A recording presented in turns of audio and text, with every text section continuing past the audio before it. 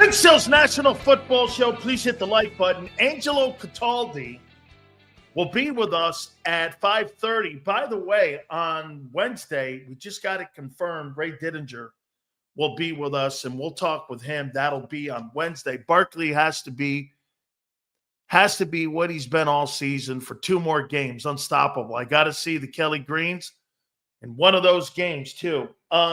Look, I'll say it one more time. I don't know what you guys saw, but here's what I saw in that game Sunday, and we're going to get G. Cobb here and get a sense of what he saw. Defense was sensational. You ran the ball. Some spotty play calling. Like I said, why are you with a guy who just went to the sidelines, putting a knee brace on him, dropping the ball back on the goal line in the snow, and the guy gets a sack in the end zone? Some of the situational play calling in the passing game were a little bit, again, some of the negatives, but there's no negatives. You're in the NFC title game. You're 16-3.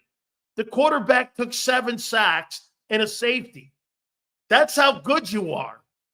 No team in the league that's alive right now can sustain that. That's a testament to you. Yet people look at that and go, you're talking shit on Hurts. How am I talking shit on a 16-3 team in the NFC title game?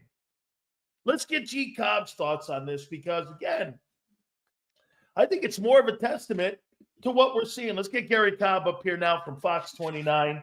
G. Cobb, I appreciate it. How about this number here, Garry? Second time in 3 years they're in the NFC title game. Third time in 7 years they're now in the NFC championship game. It's a pretty nice little run here. Now they got to cross the finish line. You put 2 Super Bowls inside of 7 years. That's quite a job there for that organization if they're able to do it. Can they do it playing the type of football they're doing now in the conference title game and obviously either against Allen or Mahomes in the Super Bowl?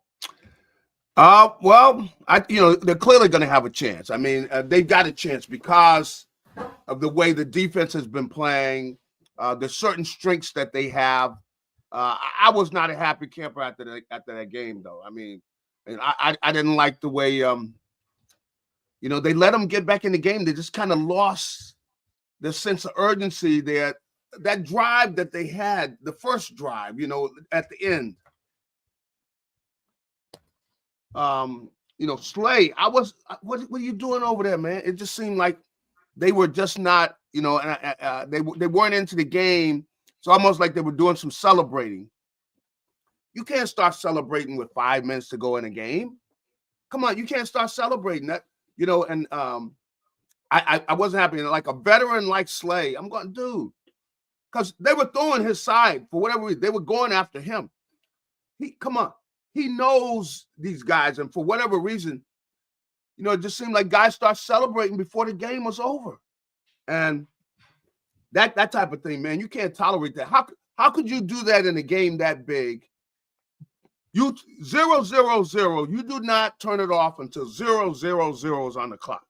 And the defense had played well the whole game, but I really was not happy there at the end. And where they let them get back in the game. You're going to lose games like that, man. That was, and really, I would have to say, who was that? Carter saved the game. If you ask me, God, he was all over the place. Garry, I made a comparison, and I said it, and I think he's the second coming of Jerome. I mean, the guy's a player, man. Dude is a player. I mean, he's phenomenal and really does not get the credit he deserves because so many times, you're in there and you don't realize he made the play. But you go back and look at the tape, you go, man, that was Carter that made that play, and really on the last play of the game, he came loose and he had to throw that ball early and it was off target because, again, it was Jaylen Carter in his face. And you can't single block the guy. The guy, I mean, he was killing them, and you can't single block him. And so I got to give him all the credit in the world. But I still, man, and I guess I got mad. How used to playing, and if you see somebody do that, I'm going like, man, how do these guys, man? They're glad I wouldn't be if I was the coach. I was not happy with you guys letting them back in this game. And hey, you let them earn their way back in the game. You don't start taking it easy on people, man. No, I completely see that, and that leads me to this, Garry. I also think what kept them in the ball game was 7 sacks and a safety. I mean, come on, man. Put the sacks out there, and you put the minus yardage. They threw the ball for 65 yards in this game, and I'm not saying that that's important, the passing yards, because if you look around the league this weekend, outside of what Jaden Daniels did up in Detroit, they were really, efficient yards. But the one thing that those guys all did, they didn't take numerous minus plays. 7 sacks. You want to hear this number? In 16 ball games this year for Jalen Hurts, he's taken 46 sacks. And he took 7 in a divisional game and a safety. I don't know. I don't know what's going on, man. Like I said, I was down there. The guy with Cobb, what's wrong? I said, man, I'm not. I was not happy with that game, man, because you guys are better than that. And taking all those sacks, the fumbles. What are you guys doing? Now I know the ball's wet and stuff, but my goodness, you got to play better than that. And I just was not happy because they play like that against Washington, they're going to lose. Washington's going to beat them if they play like that. And so I think what's saving them, Garry, is they haven't turned it over. Yeah. If they have 2 turnovers, they're losing. You're right. Now, and so that's from that standpoint, that is the part of it that I know this is the way Jaylen, his head is thinking. That's what he's thinking, which is, I'm going to take care of the football. I am not letting it go unless I'm sure the guy's open. I'm not throwing a pick. I'm not throwing any picks. And that's why, and I think he's gotten to the point where it's just like being a scar. After the game with Mike Quick, we were standing there talking, and Quick was saying that, and because he was saying how, of course, he's been around quarterbacks, and that once that guy gets, he's not sure about letting that ball go, and that's where Jaylen is, and he's taking it overboard, though. You got to give your guys a chance. Sometimes, if AJ's 1-on-1, and you're putting the ball up, this is when between you and the receivers basically, look, man, if I give you a chance, now you better not let him catch it. Now, if you don't catch it, that's one thing, but you can't let him catch it. And so I think he's just really, since the beginning of the season, he's really gotten scarred about throwing picks. So he's not going to throw a pick. And when you really sit back and look at it, with as many games as they have won playing this style, yeah, I say, well, continue, man. Do not throw any picks, because that's the way they continue to win. And their defense, makes plays, and hopefully they can make enough plays, How about what Ray Didinger said today on WIP? He goes, in the last 7 games, Hurts hasn't had a completion north of 35 yards in the last 7 games. They're not looking to make the high turnover attempt, are they, any longer? They're just going to turn around and look, like you said, Garry, look, the law of averages and the amount of chances of fumbling the ball with Barkley are more limited than a turnover. If you throw the ball 30 yards down the field, that's a higher percentage turnover. They're playing it, and like you said, until proven otherwise, they're going to run. They're going to try to run this thing to New Orleans, don't you think? It's not pretty. See, this is not the right. It's not where you're out and you're letting that ball go and everything. This is the style, and it definitely is Nick. See, it's Nick in his ear too. That look, take care of the football. It might not be pretty when we get out of it, but we keep putting up W's, and how can you argue with that? Now, no, you can say, "Hey, man, I don't like the look." Do you like winning? Do you like winning? And so they continue to win. They know they have an outstanding defense, so they say, "Look, we take care of the football. We got a great running attack, and if we keep doing like that, we're going to win." And so I, as much as some of it I don't like. Now, taking all the sacks, though, do you have to take all those sacks? 7. Wow. Gary, you know what? You know what, Ken? You just reminded me of, Tom Brady played a little bit like this early in his career. He really did. Ran the ball, didn't throw the ball a lot of yards. Then Yep. they relied on Adam Vinatieri, and that leads me to Jake Elliott.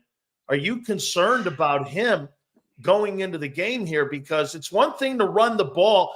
Gary, they ran the ball for 285 yards.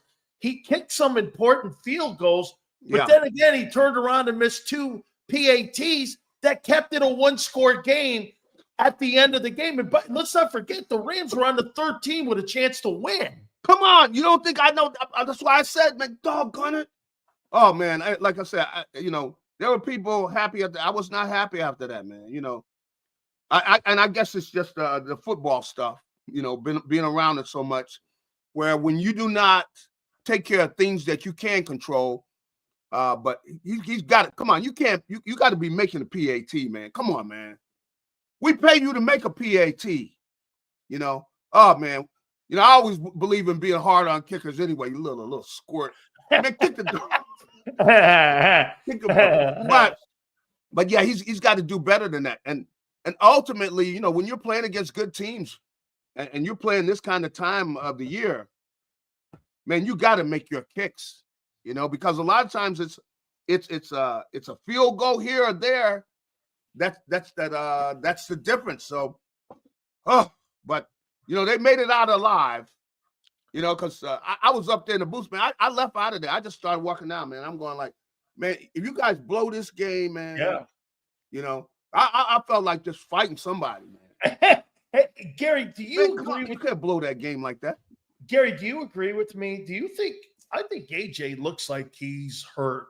Yeah, he does. He does look like he's hurt. He just doesn't look explosive out of his breaks. Mean, the drop pass. I mean, he just looks more beat up than I've seen him beat up in the last couple of years. Am I looking at it right? Are you looking at it That's the same what I way? see. That's what I see. I do not see a healthy AJ Brown. I do not know. It just seems like his quickness in and out of his breaks and stuff. And I know it was a bad feel and everything. And then, for him not to come down with that ball over there by the end zone, man, that's where I start saying, you guys are losing your edge. These guys are not your friends. I mean, come on. We got, stop celebrating, man. Maybe you guys people are patting you on the back too much. Absolutely. Because they tried to give that game away yesterday, man. They tried to give away that game, man. Gary, I went back and looked at the tape. About 4 or 5 of those completions on the drive were all on Slay. Man, you're supposed to be one of our best corners, man. How could they be going after you like that? Why are they going after you, man? I did not like that. And then he's backing off. You got a tight end. He's out there. There's a tight end on him. And you're running out of there like this guy can outrun you. And this dude's a tight end. A big tight end, too. Guy not that fast. Why are you letting them throw an out against you with this tight end, man? He glad, man, I was not happy with that. And that they were able to go downfield on him on that side. He's a better player than that. They should not be going after him like that. And he's a better player than that, man. Hey, Gary, do you believe Saquon Barkley is the greatest talent? He hasn't had the greatest career because 1 year doesn't make a career, as you know. It makes a fabulous year. Yeah. But do you think that this guy is the most talented running back Philly's ever had? Would you take him over Shady? I think so, yeah. Because of his size, man.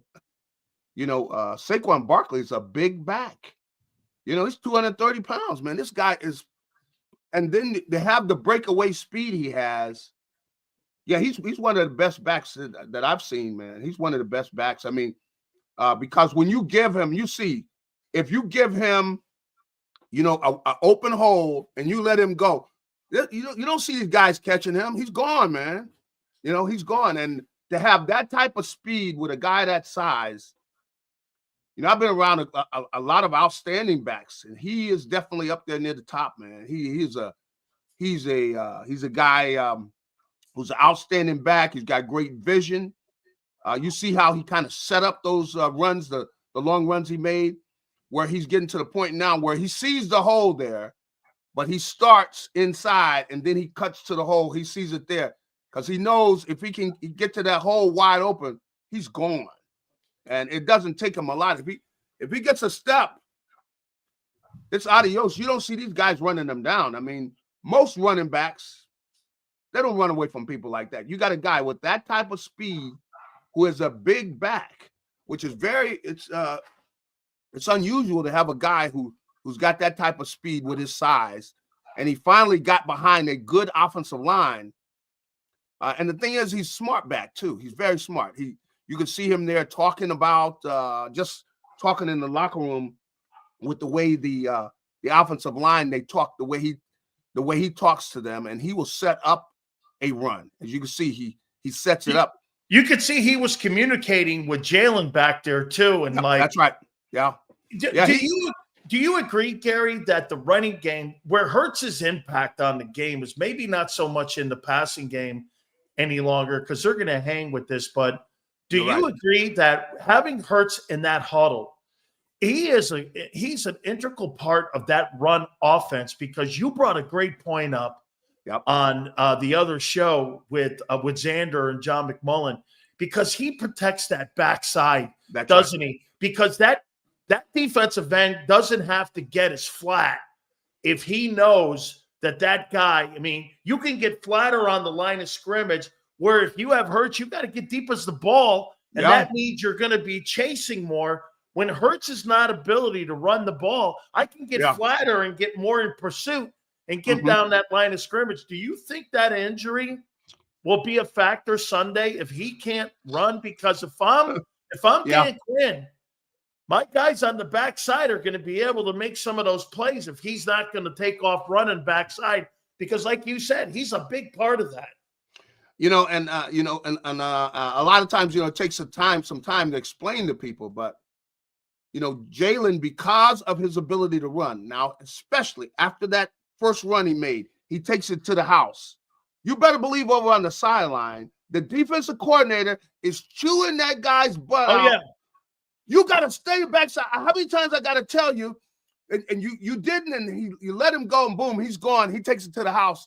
So that guy's playing that the entire rest of the way, meaning he's not making any plays on that other side. He's not hustling over there. He's making sure that Jalen Hurts does not have the football. Every time he hands the ball off to Saquon, he's scared that he's going to tuck it on his hip, fake like he's giving it to Saquon, and he's coming there on the backside. In fact, and what you made the point about the fact that it's important that Jaylen is healthy enough to run. That if he's not, they're not the same team when it comes to running the ball. Yeah. And the thing that's worked out so well for them is that Jaylen keeps these guys occupied on that backside. And when Saquon, if they leave that hole open and he gets wide open, he's gone, man. A lot of backs, it would be a 30-yard run. It might be a 25-yard run and everything. But with Saquon, when he hits the juice, he kicks it in. That 4-3, man, he opens up. He's gone, man. I can't believe. What are you more impressed with him? His power or his speed? The speed, because of his size. Like, I'm in the locker room, look at this. Man, he's not tall. He's probably 5'11", 6 foot. But the dude is a big guy, man. And so you're going, man, this guy is that fast, because you don't see any DBs running him down, man. These guys don't run him down.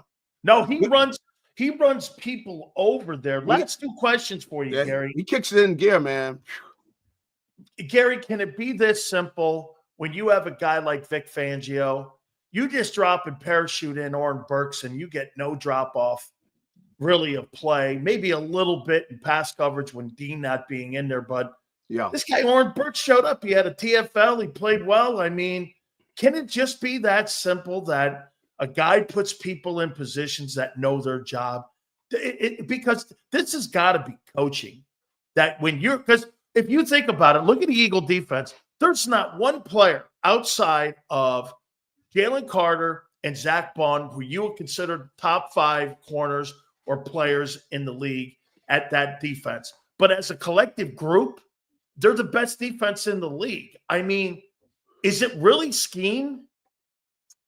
You know, I've just been amazed by this whole group. I'd have to say, you know, yes, part of it is definitely scheme in that, you know, he takes away, you know, those big plays. The guys do keep everything in front of them, but he changes it up. It depends on the defense. But then these guys have gotten better as pass rushers, man. I mean, they do a good job where, man, you know, it just seems like they're beating people. The guys outside have gotten better. And, you know, when you got young players, you're going to have that. They're going to get better as they get smarter, you know, and you just have a football team where you got so many guys that they are playing better than they've ever played in their lives. I mean, I've just been amazed. I mean, and you mentioned about, you know, Oren Burks, the job that he did yesterday.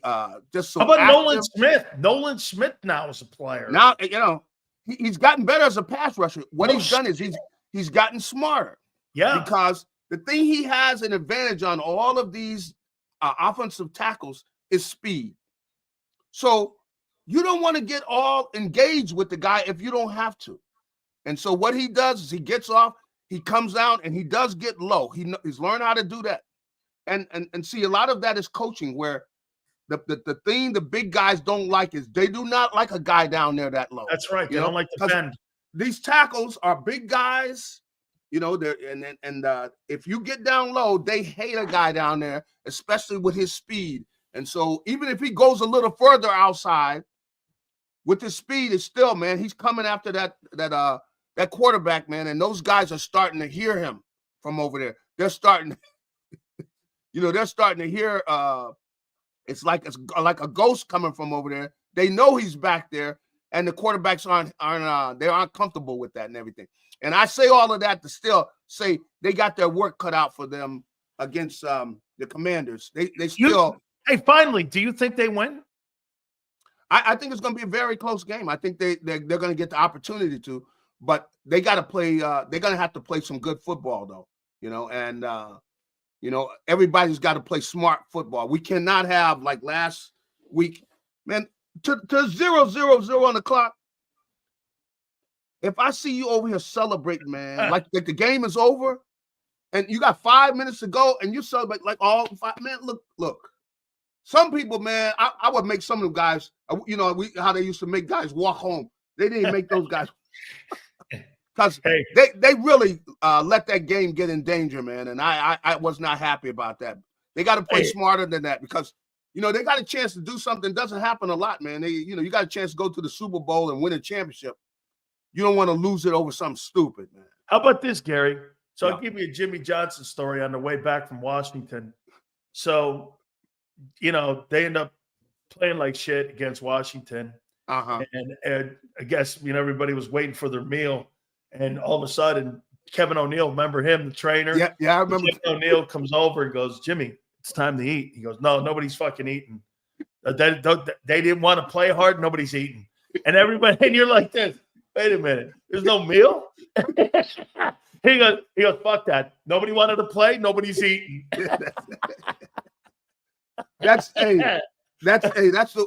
kind of like that old style like that. But you know, you do this now, man, and the guys will all be suing you, man. You know, I know. Jimmy's like, no, there's no meal. These guys, they better have four quarters ready for Sunday. 4 quarters, man. Don't start celebrating and giving people. I'm sure though that you're so thrilled that Josh Harris has a team coming into Philly and being able to try to beat the Eagles, man. I mean, wow, isn't that really wild? There's Josh Harris, a Philadelphia icon, coming in to try to beat the Eagles. How do you feel about that, Cobb? Well, I know that a lot of the people don't like it. They wish they would make him sell, you know, the team, man, you know, that he should not be owner of a team, you know, being the owner of the Commanders. You know, he's either with us or he's against us. You know, that's the way you know, the Philadelphia fans, man. Either you are with us or you're against us. And you know, they're taking it personal. They're ready to maybe put a little beat down on Josh. Hey, he's lucky he's got Magic with him because that's the only thing that makes me like it in a way. That's is right. that Magic Johnson's with him, man. That's it, man. I'm with you there. Hey, by the way, you should tell Slay, hey, man, call your agent, Drew Rosenhaus, man. If you want to do PR looks on the sidelines and you want to do pictures, I'm sure Drew will set you up with some pictures, but play 60 minutes. 60 minutes. We appreciate you, brother. We love you so much. Thank you so much, my friend. All right. Hey, have a good one.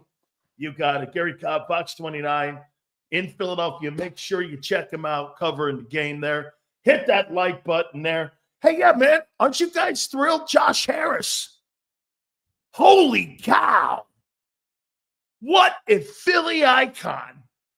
He owns the Philadelphia 76ers. Oh, but he also owns the Washington Commanders.